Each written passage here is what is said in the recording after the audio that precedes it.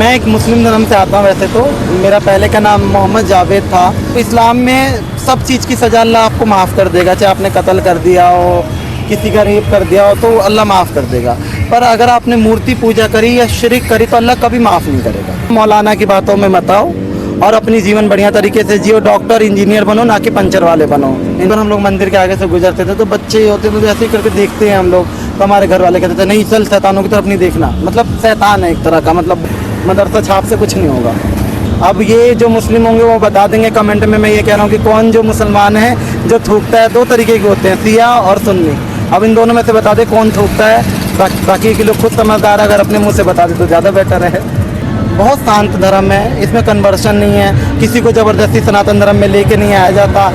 पुराना घर था, इस्लामिक घर, उसकी याद नहीं आती घर में मम्मी पापा भाई बहन? नहीं आती याद। और क्योंकि और दूसरी चीज़, एक चीज़ और भी है कि जिस घर में मांस बनता हो उस रसोई का खाना भी बाबा प्रेमानंद जी कहते हैं कि वो उसके विष के बराबर है। तो उस घर। नमस्कार दोस्तों, एक बार फिर से स्वागत है आपका हरिद्वार कांवड़ यात्रा 2025 में। जैसे कि आपको पता है कि कुछ दिनों से लगातार मैं आपकी मुलाकात कांवड़ यात्रियों से करवा रही हूँ, लेकिन आज की कहानी कुछ अलग है। ये कहानी धर्म की नहीं है, ये कहानी सीधे शुरू होती है दिल से। इनका पूर्व नाम था जावेद, लेकिन दिल इनका कृष्ण का दीवाना है। मुसलमान घर में पैदा हुए, लेकिन आज जो है कांवड़ यात्रा में शिव का नाम जप रहे हैं। तो चलिए जानते हैं इनके जीवन की पूरी कहानी और इनके कांवड़ यात्रा का अनुभव कि कैसा कैसा रहने वाला है। तो बात करते हैं। हर हर महादेव बोले। हर हर महादेव, राधे राधे। और शिव का नाम क्या जपना, शिव और शाम। शिव शाम, सदा ही शिव शाम होता। हमारे प्रेमानंद जी बाबा कहते हैं उनमें कोई अंतर नहीं है। अगर शिव जी प्रमोशन कर देते हैं तो श्री जी का दावन पकड़ा देते हैं, ठाकुर जी का दावन पकड़ा देते हैं। तो कहीं ना कहीं मुझे लगता है कि महादेव ने प्रमोशन करके मुझे ये ठाकुर जी की कृपा प्राप्त करवाई और श्री राधा रानी की। भोले, जैसे आपका पूर्व नाम जो है जावेद था, आप हमारे दर्शकों को अभी बता दीजिए कि आप कौन है, आपका अस्तित्व क्या है? मैं एक मुस्लिम धर्म से आता हूँ। वैसे तो मेरा पहले का नाम मोहम्मद जावेद था और आपका नाम है वो शिव कृष्ण दासी है। मैंने आज से 6 साल पहले पूरी विधि विधान के द्वारा मैंने अपने आप को सनातन धर्म में घर वापसी करवाया हुआ है। आपने कहा कि घर वापसी करवाए, इसके पीछे की कहानी क्या है, मेन कारण क्या है कि आप जो है आपके हाथ में श्री कृष्ण भगवान जी विराजमान है, और इसके पीछे मेन कारण क्या है कि आप जो है मुस्लिम धर्म छोड़कर हिंदू धर्म में प्रवेश किया, सनातन धर्म में प्रवेश किया? मेन कारण इसका तो ठाकुर जी हैं, क्योंकि मुझे लगता है कि मैंने कृष्ण को नहीं, कृष्ण ने मुझे चुना। और मुझे लगता था कि इस्लाम और आपका ये जो सनातन है दोनों साथ चल सकता था। मुझे पहले इस टाइप का वहम था और वो धीरे धीरे दूर हो गया मुझे, जो मेरे साथ चीज़ें हुई, क्योंकि इस्लाम और सनातन कभी एक साथ नहीं रह सकता। ऐसा क्यों लगता आपको?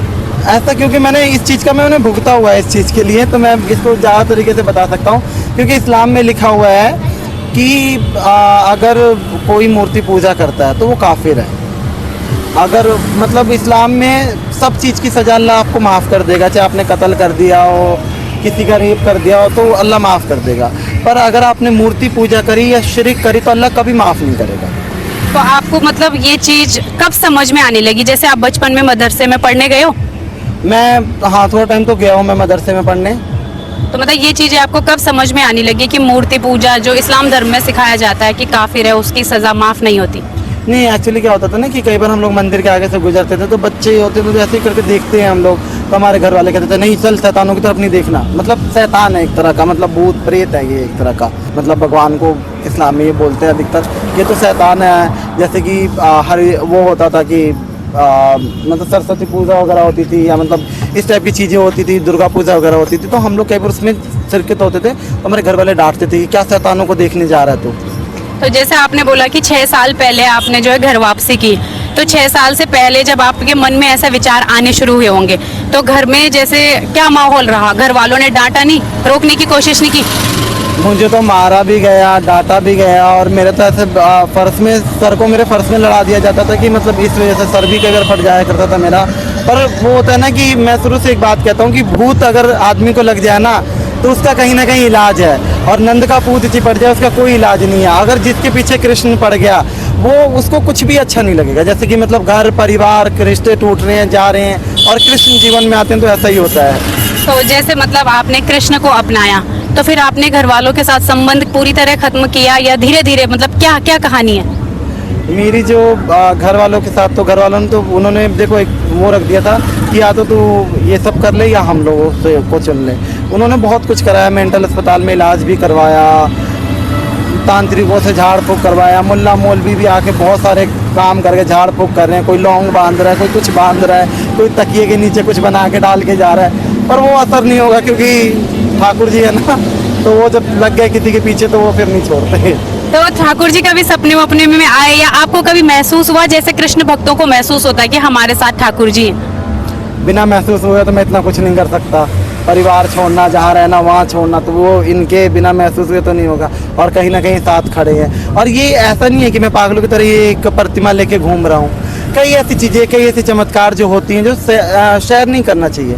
अब किसी के साथ मैं ऐसी बातें बता दूंगा जो लोगों को लगेगा नहीं कि ऐसा होता होगा, झूठ बोल रहा है, ये पब्लिसिटी के लिए कर रहा है, तो इन सब बातों का कोई मतलब नहीं है। मेरे साथ है, मुझे पता है और इन्हें पता है कि इनका और मेरा रिश्ता क्या है और इनका और मेरा क्या है। हिंदू धर्म और मुसलमान धर्म में दोनों में आपको क्या अंतर, बड़ा जो सबसे बड़ा अंतर है वो क्या लगता है? सनातन का सबसे बड़ा जो नाम है ना, सनातन, बहुत शांत धर्म है। इसमें कन्वर्शन नहीं है, किसी को ज़बरदस्ती सनातन धर्म में लेके नहीं आया जाता। यहाँ भी इवन से ऐसा भी होता है कि यहाँ कोई किसी के साथ ज़बरदस्ती नहीं करता कि यार नहीं तुम्हें पूजा करना ही करना है। जिसका मन है करे, जिसका नहीं है नहीं करे, क्योंकि भगवान जिसको अपने मन, मतलब यहाँ पे चमत्कार देखा है, यहाँ जोर ज़बरदस्ती नहीं होती। कोई भक्ति करता है तो मन से करता है, कोई तन से करता है, और मतलब इस टाइप से लोग करते हैं। वहाँ पे कोई ज़बरदस्ती नहीं है कि भाई नहीं तुम 8 साल के हो गए तो 5 वक्त की नमाज तुम्हें पढ़ना ही पड़ेगा, इस टाइप की चीज़ें नहीं है। पहली बार जब आपने शिव या कृष्ण के सामने सर झुकाया था अपना, पहली बार आपने क्या महसूस किया था? पहली बार तो मेरी एक वो बात आती है कि ताज बेगम जी की एक बात आती है, उन्होंने कहा था और वो मुझे याद आता है कि तजू कलमा कुरान सुनो भागवत कुरान। तो जब ठाकुर जी के आगे हमने सर को झुका दिया तो मुझे ऐसा लगता है कि फिर कहीं और किसी और दर पे जाने की ज़रूरत ही नहीं है। ऐसा लगता है। हाँ। आपने कभी अपने आप से सवाल किया कि आप महसूस किया कि आप कौन हो, मुस्लिम हो, हिंदू हो या फिर एक इंसान हो? मैं अब पहले का तो पता नहीं, पर अब मैं ये महसूस करता हूँ मैं ठाकुर जी का हूँ, ठाकुर जी मेरे हैं, बाकी इसके अलावा सब बेकार है। जब आपने सनातन धर्म अपनाया तो आपके अपने, चाहे वो समाज से हो चाहे परिवार से हो, जब वो आपके रास्ते में आए होंगे तो आपने उनको कैसे जवाब दिया या अपने आप को क्या कहकर समझाया?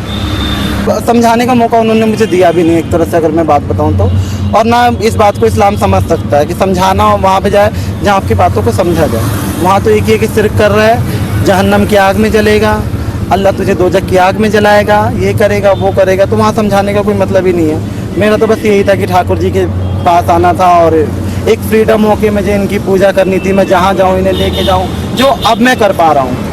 कुछ लोग कहते हैं कि आप मतलब मुस्लिम नहीं हो, अब क्या हिंदू, मतलब क्या कृष्ण और शिव की भक्ति करने से अगर कोई साधारण मुसलमान भी, अगर जो अभी भी मुस्लिम इस्लाम धर्म में होगा, वो अगर श्री कृष्ण भगवान के सामने और शिव के सामने अगर सर झुका देगा तो क्या वो मुस्लिम नहीं रह जाएगा? नहीं, वो मुस्लिम नहीं रह पाएगा। अगर आजकल मैं एक चीज़ें लोगों की सुन रहा हूँ कि हम सनातनी मुस्लिम हैं, आपने भी सुना होगा। हाँ। कहीं ना कहीं ये सब फर्जीवाड़ा है और ये सब एक तरह का आडंबर पाखंड इस चीज़ को बोलेंगे।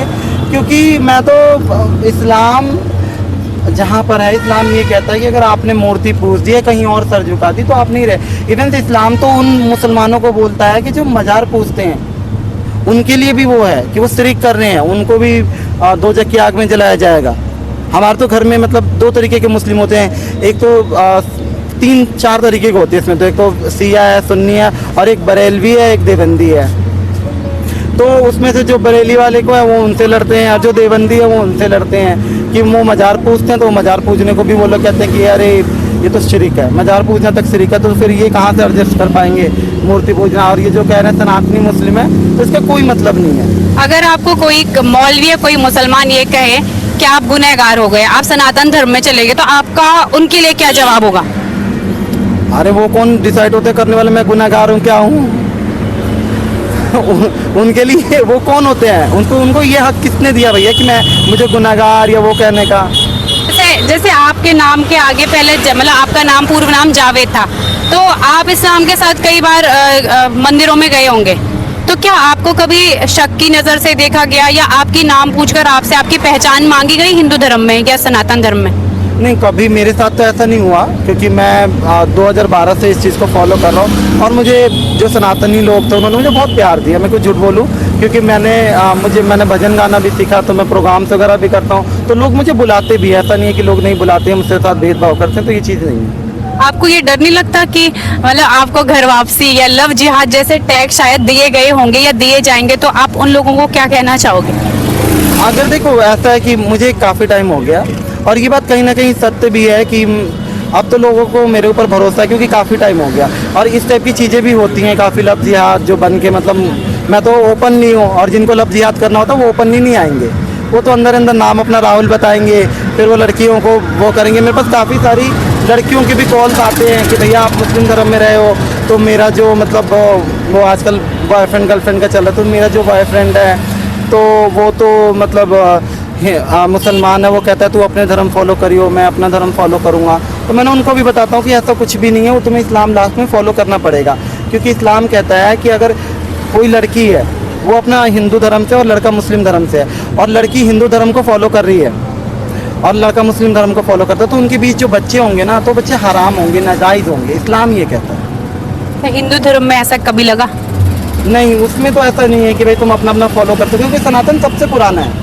सनातन में तो है ही नहीं कि मुसलमान काफिर है या और धर्म के ये है वो, क्योंकि जब सनातन था तब कुछ भी नहीं था। एक सवाल और है, जैसे आप मुस्लिम धर्म को आपने अनुभव किया हुआ है, तो मुस्लिम धर्म में महिलाओं को इतनी स्वतंत्रता नहीं है जितनी हिंदू धर्म में है। जैसे हिजाब पहनना, बुर्का डालना या फिर 3 तलाक वगैरह, ये इन सब में आपका क्या कहना है कि मतलब क्या दशा है मतलब मुस्लिम महिलाओं की? देखिए, वो खुद को अपने आप को चादर लपेट के शहजादी मानती हैं, तो मैं क्या कहूँ। अब उन्होंने उसके साथ जीना उन्होंने शुरू कर दिया, उनको ये अच्छा लगने लगा, तो हमारा तो कुछ कहने का मतलब ही नहीं है। अब उनसे पूछोगे तो वो कहेंगी मैं इस्लाम की शहजादियाँ हूँ, और आपको भी पता है कितनी शहजादियाँ हैं वो, और हमें भी पता है, तो इसका कोई मतलब है नहीं। अच्छा, आप मुझे एक चीज और बताइए कि जैसे आप श्री कृष्ण भगवान जी की मतलब भक्त हो अभी, तो आप इनकी पूजा किस तरह करते हो? इनकी सबसे पहली बात तो कान्हा जी के अगर फील्ड में है ना, तो यहाँ पूजा से ज़्यादा प्रेम मायने रखता है। कि इनको एक मतलब आप प्रेम की दृष्टि से देखोगे या प्रेम की दृष्टि से आप इनसे प्रेम करोगे ना, तो ये आपके ज़्यादा करीब आएंगे। दिखावटी बाहर अगरबत्ती धूप भोग ये तो होना चाहिए। जब प्रेम हमारे को ठाकुर जी को होता है तो तीनों टाइम भोग लगाते हैं। सुबह की आरती हो गई, दोपहर को शयन कराते हैं, रात को भी शयन कराते हैं। जैसे हमारा रूटीन होता है कि कपड़े चेंज करना, पहनाना, नहलाना, धुलाना। अभी क्योंकि मेरे घर में तो कोई है नहीं, मैं अकेला हूँ, तो मैं ठाकुर जी को लेकर आया हूँ, क्योंकि इनकी सेवा कौन करता। यहाँ हम दोनों ने साथ में गंगा में स्नान करा और आज हम दोनों अब गंगा जल लेकर हम साथ में जा रहे हैं। तो होता है ना कि लोग कोई अपनी माँ को लाता है, कोई बाप को लेकर आता है। मेरे लिए तो माँ बाप सब कुछ यही है, तो मैं जहाँ जाता हूँ। जैसे आपका जो पुराना घर था इस्लामिक घर, उसकी याद नहीं आती घर में मम्मी पापा भाई बहन? नहीं आती याद। और क्योंकि और दूसरी चीज़ एक चीज़ और भी है कि जिस घर में मांस बनता हो उस रसोई का खाना भी बाबा प्रेमानंद जी कहते हैं कि वो उसके विष के बराबर है, तो उस घर को क्या याद करना। हाँ, इससे पहले आप जब आपने इस्लाम मतलब ये इस्लाम धर्म में थे और आपने सनातन धर्म को स्वीकार नहीं किया था, तो क्या आप मांस खाते थे? हाँ, पहले मैं खाता हूँ। एक सवाल और है कि इस्लाम धर्म में कहा जाता है कि गौ का मांस काटा जाता है, गाय को काटा जाता है, मतलब उसका क्या कारण है? इस्लाम धर्म में गौ का मांस काटा जाता है, उसका मतलब कुरान में तो कुछ ऐसा उल्लेख मुझे लगता नहीं कि है। पर आप देखोगे ना, सनातन से सब उल्टी चीज़ें वहाँ पे होती हैं। सनातन में सीधे हाथ से लिखी जाती है, तो उल्टी उर्दू जो है वो उल्टी हाथों से लिखा जाता है। उल्टे तरीके से हाथों से उल्टा नहीं लिखा जाता, मतलब उल्टे साइड से लिखा जाता है। तो वो उनका उल्टा पुल्टा है। और मुझे तो ऐसा लगता नहीं कि वो एक तरह से ये भी होता है कि हिंदुओं को प्रॉब्लम होती है तो इसलिए गाया ज़्यादा खाते हैं लोग। इस दौरान जब आपने सनातन धर्म स्वीकार किया तो आपको काफी सारी धमकियां भी मिली, मैंने काफी वीडियोस आपके देखे, तो उन चीजों से आपने कैसे डील किया? वो देखो, अब तो मुझे आदत पड़ गई, धमकियाँ तो अब भी आती हैं। कई बार हमले भी हुए हैं, पर 3 बार हमले हुए, मुझे कुछ हुआ नहीं। ठाकुर जी बैठे हुए हैं, डरना किसी से है नहीं, और मौत एक ना एक दिन तो आएगी। किस तरह के हमले हुए? मेरे से एक बार कोई बाइक की चाबी मेरे गर्दन पे मार रहा था। एक बार 2 मौलवी काफ़ी सारे घर आ गए थे और उन्होंने साफ बोल दिया था कि पता नहीं सुबह तक आप रहो कि ना रहो। फिर मैं वहाँ से वृंदावन निकला, फिर वृंदावन में गया, तब जाके मैं कहीं ना कहीं ठाकुर जी ने बचाया एक तरह से, क्योंकि उस टाइम पे वृंदावन में जाना भी बहुत मुश्किल था। कोई भक्त था, उन्होंने मुझे कहा कि आप घर में मत रहो, हम आपके लिए गाड़ी बुक करते हैं, आप चले जाओ। उस टाइम पे मेरे पास पैसे भी नहीं थे, तो कहीं ना कहीं भक्त के जरिए वो ठाकुर जी थे। नहीं, कौन किसके लिए वो इतनी महंगी 5-6 हज़ार रुपये की गाड़ी करता है और वृंदावन जाके पहुंचाता है। अभी आप शिव की नगरी में आए हो, कावड़ चल रही है, तो आपको यहाँ का सबसे अच्छी चीज क्या लग रही है? मुझे यहाँ पे सबसे अच्छी चीज़ एक तरह से मेला लगा हुआ है, सब लोग भगवा ओढ़ रखे हैं और मतलब सनातन का एक तरह से परचम सा जो लहरा रहा है उसको देख के बहुत अच्छा लग रहा है मुझे। और मुझे पिछले साल भी आना था, तो पिछले साल मेरी थोड़ी तबीयत डाउन थी, तो इस साल मैंने कहा चाहे कुछ भी हो जाए मैं तो जाऊँगा। कितना आपके पास जल, आपकी आत्मा कावड़ है ये? मेरा ना देखो, शिव जी कहते हैं दुख मत पाओ, थोड़ा लेके जाओ, जितना क्षमता है जितना ले जा सको उतना लेके जाओ। ऐसा नहीं है कि लेके जाऊं और मैं रास्ते में छोड़ के फिर भागूं, तो वो नहीं है। ये थोड़ा सा ही है हमारे पास, जितना है कि इतने में भोले बाबा स्नान कर लेंगे और हमारी श्री जी घर पे बैठी हैं तो श्री जी भी स्नान कर लेंगे। ये जल कहाँ चढ़ाने वाले हो आप? एक तो हमारे वृंदावन यमुना तट पे चढ़ेगा जहाँ पे शिव जी का एक शिवलिंग है, और एक हमारी श्री जी पे। एक आखिरी सवाल है, जैसे उत्तराखंड सरकार और यूपी सरकार ने अभी जो जितने भी फल विक्रेता है या ये जो होटल वाले हैं उनको अपनी पहचान बताना कंपलसरी कर दिया है, उसमें आपका क्या कहना है? ये बिल्कुल बहुत अच्छी चीज़ करी गई है और बहुत अच्छा करा गया। अभी एक दिल्ली की न्यूज़ थी जहाँ पे वो गन्ने का जूस बेचता था, जो काली माता पे चढ़ती है ना, मुस्लिम व्यक्ति था, काफ़ी लोगों ने वीडियो भी देखी हुई। काली माता का जो चढ़ता है ना नींबू, उस नींबू को वो लाकर उसको काट के गन्ने के जूस में मिला के पिला रहा था। तो पहचान तो कहीं ना कहीं ज़रूरी है। कभी थूका हुआ मिल रहा है, कभी रोटियों में थूक रहे हैं, तो ये सारी चीज़ें तो चल रही है ना अभी। हाँ, ये मैंने सुना था, ये ऐसे का मतलब काफी ऐसे धर्म विशेष के लोग हैं जो कि मतलब खाने में थूक रहे हैं, तो आपको मतलब ये लगता है कि ये मतलब व्यक्ति की पहचान बताना सही है? दो तरीके के मुस्लिम है, एक मुस्लिम थूकता भी है और एक नहीं भी थूकता है। अब ये जो मुस्लिम होंगे वो बता देंगे कमेंट में। मैं ये कह रहा हूँ कि कौन जो मुसलमान है जो थूकता है। दो तरीके के होते हैं, सिया और सुन्नी। अब इन दोनों में से बता दे कौन थूकता है, बाकी के लोग खुद समझदार अगर अपने मुंह से बता दे तो ज़्यादा बेटर है। आपको हमारे काफी दर्शक देख रहे हैं जो कि आपसे काफी हेट भी करते होंगे, जिसमें कुछ मुस्लिम भी है ना, तो आप उनको क्या कहना चाहते हो? मैं उनको यही कहना चाहता हूँ कि देखो ऐसा है, किसी के सबकी अपनी अपनी एक तरह का लाइफ है, मुझे ऐसा लगता है। और इन सब चीज़ों को छोड़ो, मौलाना की बातों में मत आओ और अपनी जीवन बढ़िया तरीके से जियो। डॉक्टर इंजीनियर बनो, ना कि पंचर वाले बनो इनकी बातें सुन के। आगे इस्लाम की भी पढ़ाई करो, एजुकेशन अच्छी करोगे तो बुद्धि भी थोड़ी अच्छी होगी। मदरसा छाप से कुछ नहीं होगा। बहुत बहुत धन्यवाद, आपसे बात करके बहुत अच्छा लगा। तो दोस्तों, ये देखिए आपने शिव कृष्ण दास जी की कहानी, और ये अभी पूर्ण तरह जो है कृष्ण के भक्त बन चुके हैं और मुस्लिम धर्म को पूरी तरह छोड़ चुके हैं। आपको ये वीडियो कैसा लगा हमें कमेंट बॉक्स में ज़रूर बताना, अपनी राय कमेंट बॉक्स में ज़रूर देना। अगर आपको वीडियो अच्छा लगा हो तो वीडियो को लाइक करना, अपने दोस्तों के साथ शेयर करना, और अगर आपने चैनल को अभी तक सब्सक्राइब नहीं किया है तो चैनल को जरूर सब्सक्राइब कर देना, ताकि आपको आने वाले वीडियोज़ की नोटिफिकेशन मिलते रहेंगे। तब तक के लिए हर हर महादेव।